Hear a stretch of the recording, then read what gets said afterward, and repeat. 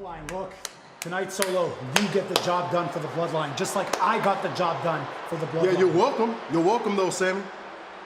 You're welcome for what? Tribal Chief said make sure you get the W. That's what I did, Oos.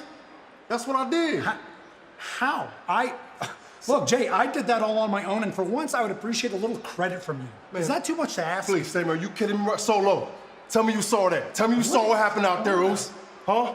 No, I didn't. I missed it. I was actually watching Sammy. I can learn a lot from you, Oos.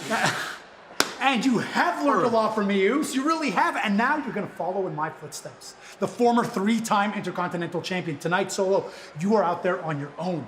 And you are gonna run through all of those fools. You are going to be the next #1 contender for the Intercontinental Championship. That championship is yours. You know what?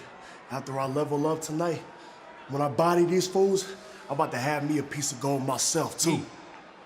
Let's go. Let's go. Let's go.